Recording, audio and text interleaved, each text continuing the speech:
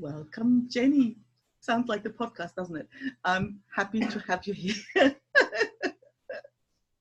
It's always a pleasure to chat to you, Anke. So, the next half hour is for you. And my question is, what would make this half hour valuable and amazing for you? Well, I think I would like to sort of flesh out a question that I have about a business that I want to go into. Well, I am in the business, but it's one that I don't focus on, and I thought perhaps we could speak about that. So what I'd like as an outcome is some ideas or the confidence to just maybe to feel confident enough to go out there and give it the attention that it deserves. Well, fabulous. Sounds exciting. Tell me about the business. Okay, I have, as you know, I'm a coach. I have my personal transformation coaching. And then I opened a small business, which is called Why Are You Waiting to Lose Weight? Mm-hmm. And I detest diets, denial, and everything to do with the weight loss industry that exhausts and demeans people, because it takes a long time with a lot of dedication and a lot of authoritarian diets to lose weight for somebody. And I wanted to do something different because I believe that the body knows what it needs to keep the body at a certain weight, and that you are the person that determines your weight. And the body follows, and what you eat really has very little to do with what you weigh. So I opened a small business. I do have clients, but I've never given it that much attention until now, because a lot of people want diets. Mm. So they think, well, if I'm going to pay you, do you have a diet? And there are no diets. Of course, they could do any diet that they wish. That's entirely up to them, and I don't say any diet's wrong or good. But I think what they find in my coaching is that it's not really about their weight. So there's something else that's been bugging them, or that they don't even know about. It's subconscious, not even conscious yet. And my clients that really do well have found that they find something that they weren't even looking for. So yes, they lose weight. Mm-hmm. And I mostly work with clients that need or desire to lose between 5 and 15 kilos. And if there was somebody who wanted to lose 50, I think it would work the same. But I've never really given this business the attention that it deserved. Excuse me. That's interesting.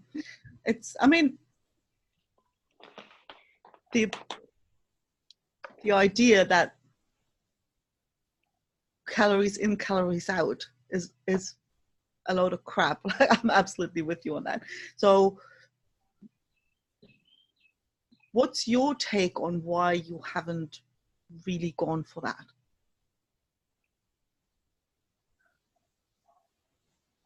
I think because it has the word weight loss in it. And yet it's a great term. I mean, why are you waiting? And I've used waiting, WEIGHTIN, like you're carrying something to lose weight. And for people to lose weight, they want to see something about weight loss. So I form my PDF around that. But I think for me, I don't want to be seen as a weight loss coach, and yet I want to use the terminologies that sort of fit into that, which makes it my problem, not the person who's going to be losing weight or coming to me for coaching.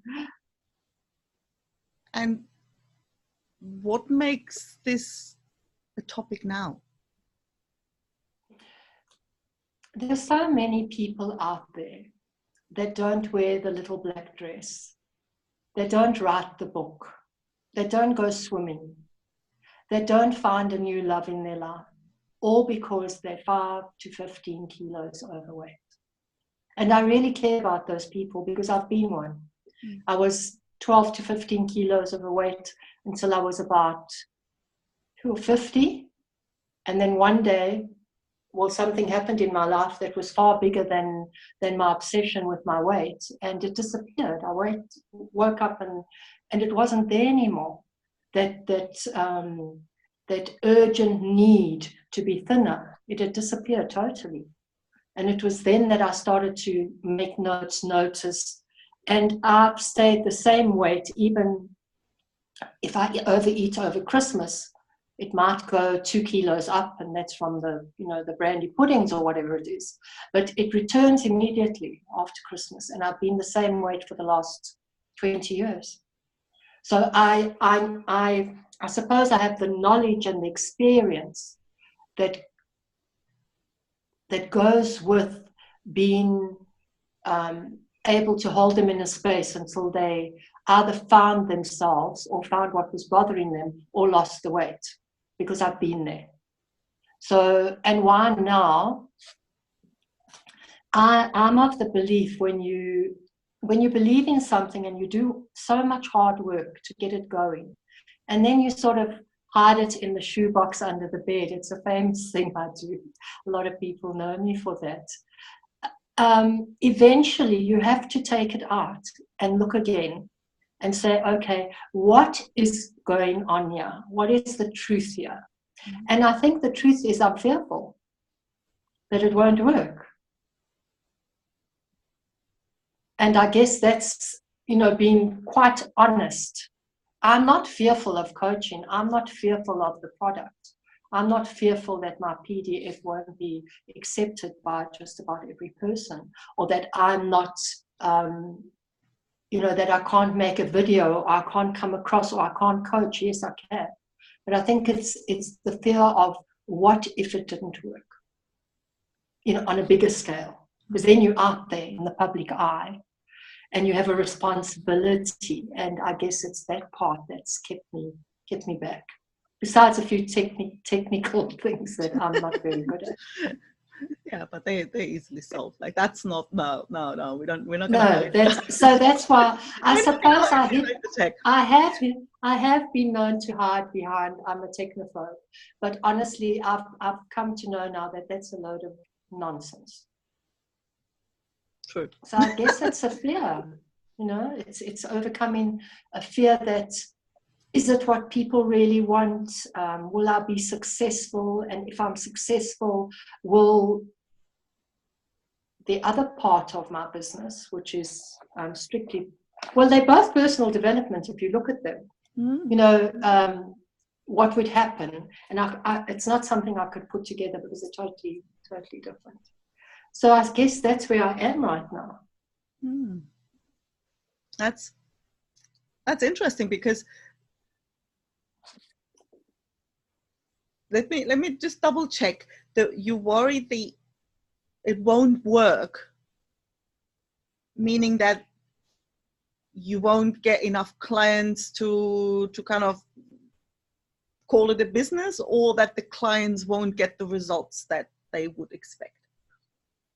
I think the clients would get the results that they expect, because they're going on an experiential journey and they're going to find something about themselves, and it's not my responsibility to make sure they lose the weight or find something. It's their journey. So I'm definitely, it works. It has worked. It's to take it and showcase it to the world, because it's very different. There are not many people who do weight loss without denial and diets. True. So I guess it's embracing those words and taking risk. And there's always a risk, I suppose. And yet, if you love what you do and you do what you love, there's no risk. So it wouldn't work. I don't get embarrassed. No, I just adapt. But it's to really say, well, I'm going to do this now. I've always wanted to run a Why Are You Waiting to Lose Weight retreat. And it's been on the cards for 3 years and I haven't done it.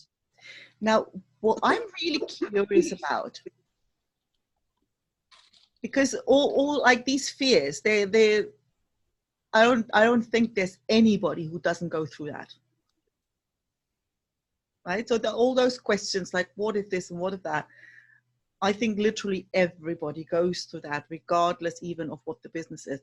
What I'm curious about with you is the other part of your business is coaching too, isn't it? Yes. So what's the difference between the two? Why is one kind of cool and the other one is not so? The one is a client. Well, the Why Are You Waiting to Lose Weight is definitely a niche market. Initially, it's a niche market because it's people who want to lose weight. It's one of the biggest markets in the world. So there should be hundreds, if not thousands, of clients. Okay. The other coaching is my business, Regenerate, and Regenerate is going on a journey back to self-love.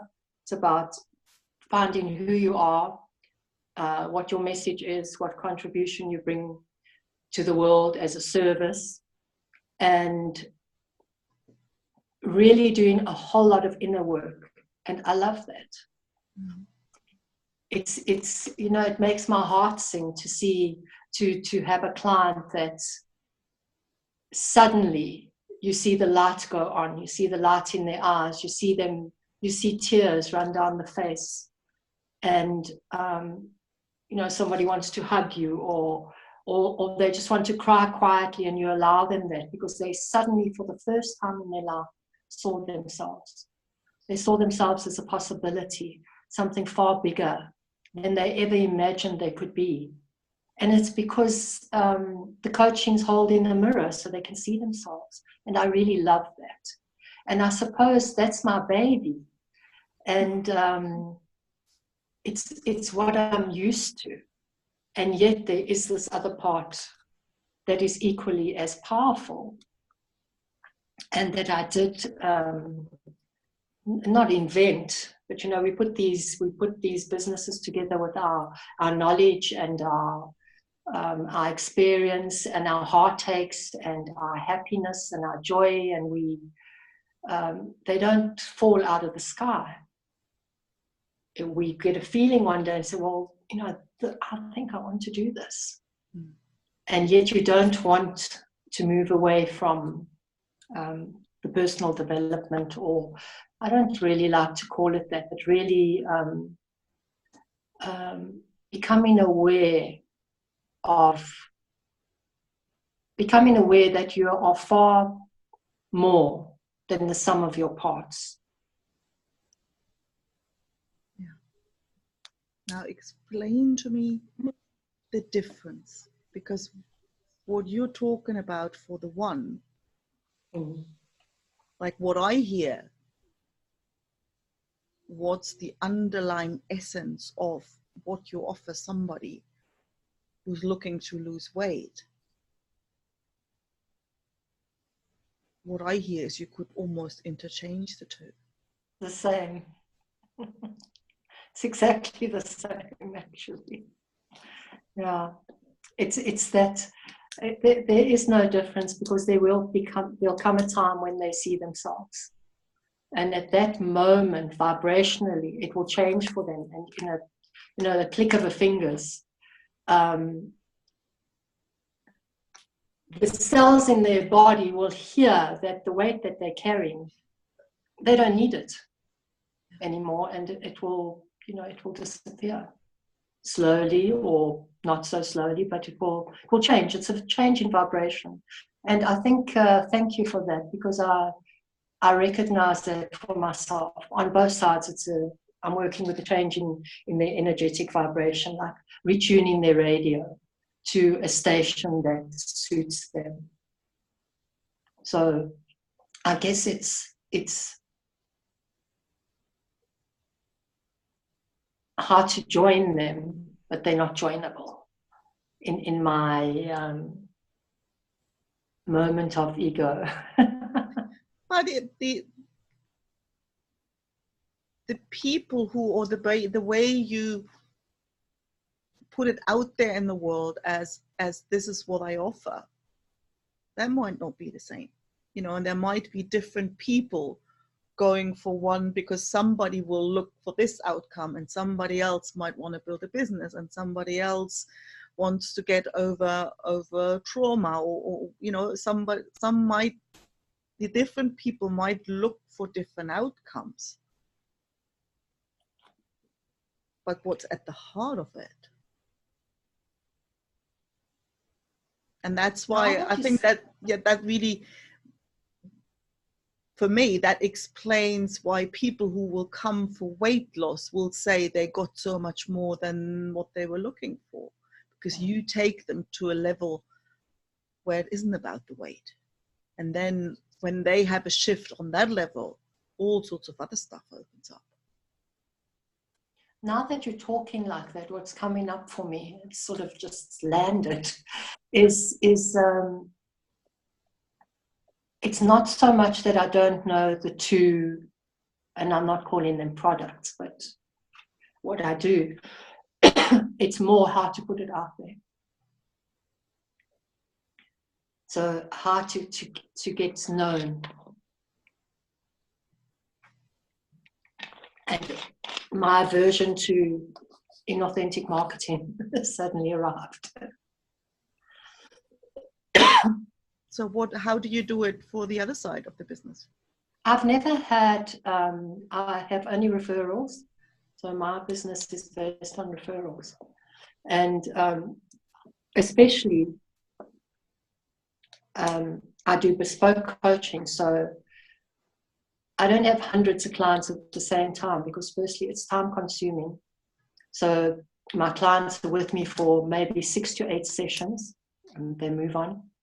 So I might have 4 or 5 clients at the same time in 1 month. And I've never really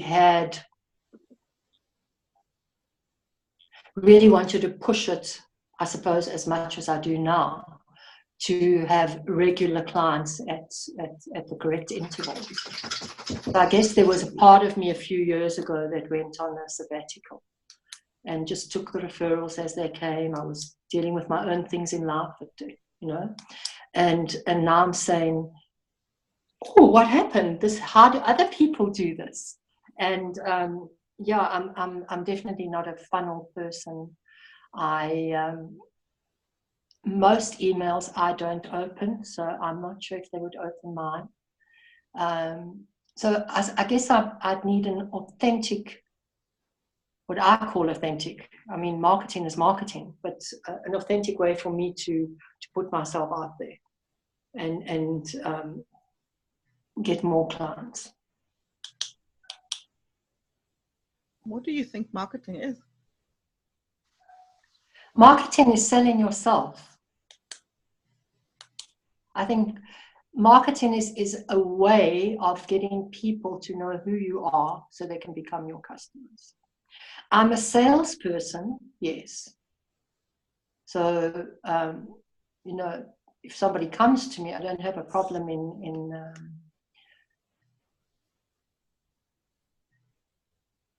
in doing what's necessary so they become my clients, but still in a way that it's authentic for me.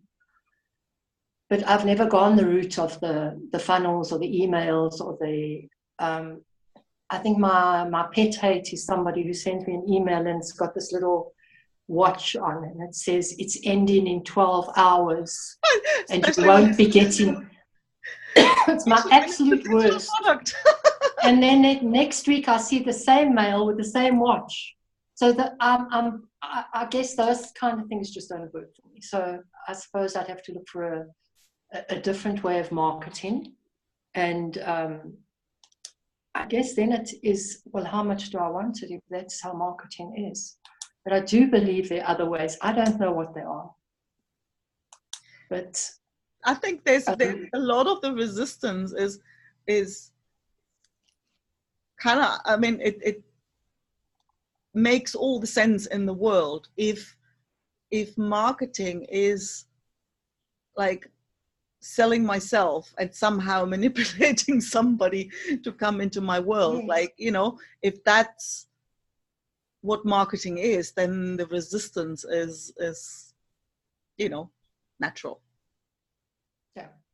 Now, I think everybody sort of thinks of marketing like it's kind of, yeah, it's what we get bombarded with, but I can't remember where I, you know, heard this or how, but I do remember it really shifted things for me, where I've come to see marketing as helping the people who need my help find out about me. That's a very good way of looking at it. Mm. Because then all of a sudden, that means not doing it means withholding You're not helping them.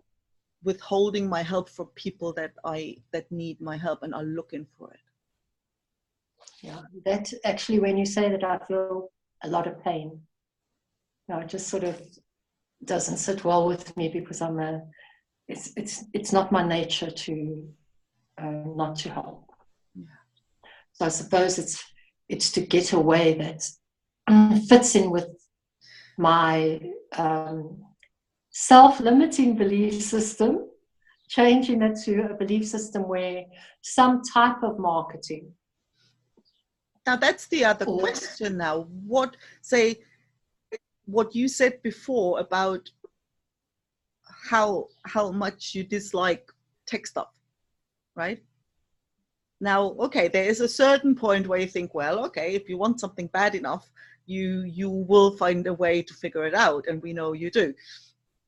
Now the question is, what other ways are there to help somebody find out about you without the weird and creepy stuff? Well, I suppose I could use YouTube. I prefer videos to writing. I am on social media. I could have a greater presence. I could do talks. I originally thought if you wrote a book, it helps, but actually writing a book doesn't. It's just a good business card, or it's nice to have. So I would have to interact differently in a different way, and get myself known. It's as simple as that. Perhaps for me, videos would work. I'm not sure where I'd put them though. But see, videos is like, let's hone in on the videos. Because see, most people don't do videos because they're frightened of it, you know, and you are really strong on video. And if you look at the impact or how you can communicate to somebody what you're about and what you offer after meeting somebody in person, there's video.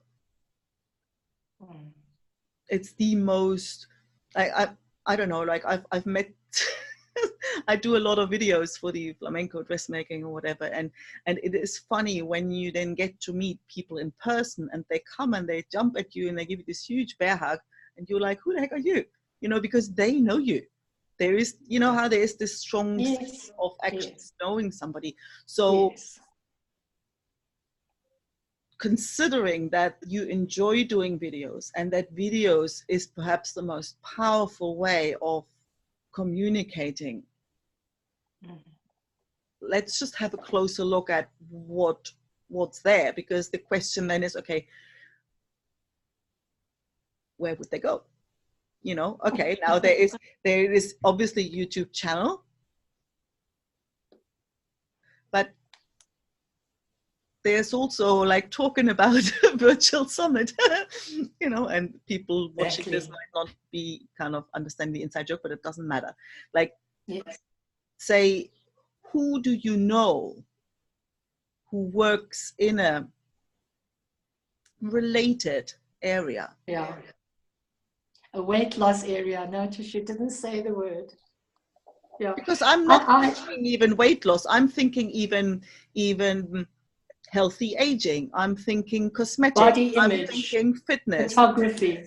You know, say in a related area, who might be up for, you know, you doing a talk, you coming in. You know, Lisa, she's got her mentoring program. She invites guest speakers on topics. Who do you know who has an audience who would benefit from a presentation?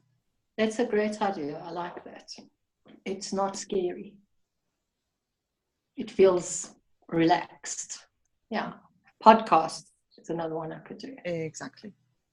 Yeah. Sort of to find the right person or the right podcast, or throw caution to the wind and go on a few podcasts and true, speak because the same language and see what happens. Exactly, because the thing is, there's often that I don't know, somebody does a LinkedIn challenge woman, and there's something that really resonated, because she said, well, you know, if there's a connection request, accept it, because like you don't know who that person is. And say if you say you provide a service for photographers, and photographers, you know, have photographer in their headline, and that's who your target audience is, then you might not want to have a Reiki teacher in your contacts. But for the kind of service where it's not directly related to your job title, for example, but you don't know, you know, if that person might be interested or knows somebody, that's always the other big point. You know, so, and now I can't remember where I went with this. I think you're spot on, actually. Yes, I like that. So, yeah, it's looking for people who are not in the same business as you, but they aligned or somehow connected. Yeah. So I could speak to people who design dresses, or who have, you know, there are a whole lot of things, yeah. And that can go in a million directions. There's like loads of, and there's these, you know, they're podcasts that they're even directories, you know, where you can just scroll through podcasts and you know, oh, that sounds interesting. And, you know, so on, even like, as always, the first stop is, who do you already know?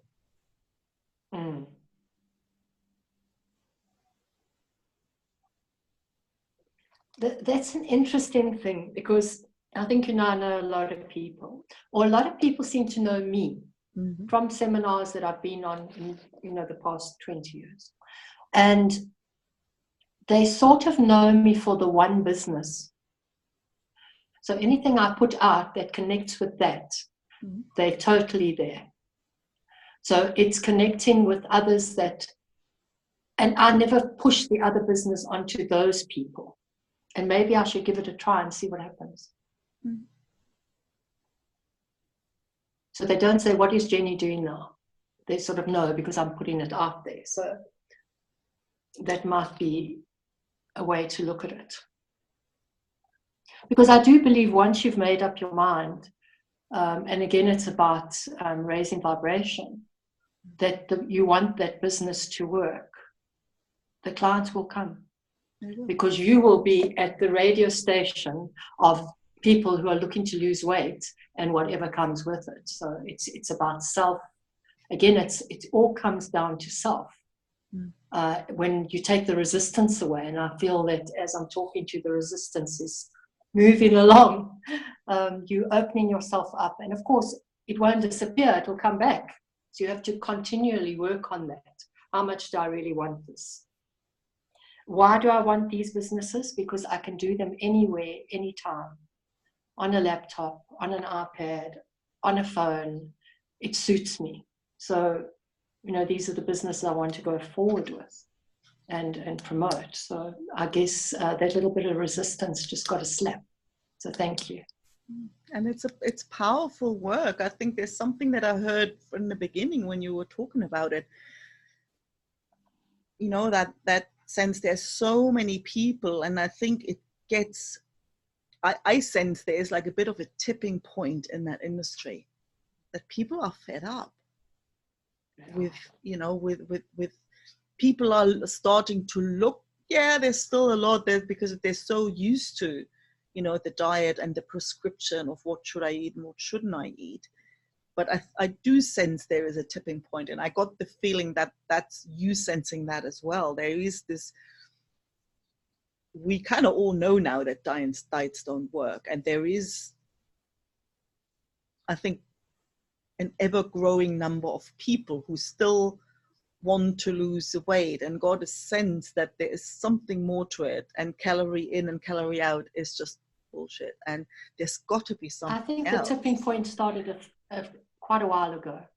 Yeah. And people are, and I always got the feeling, and I've nearly done it, but I haven't. I thought I could make a diet for while you're waiting to lose weight, and just include the things that, not food really.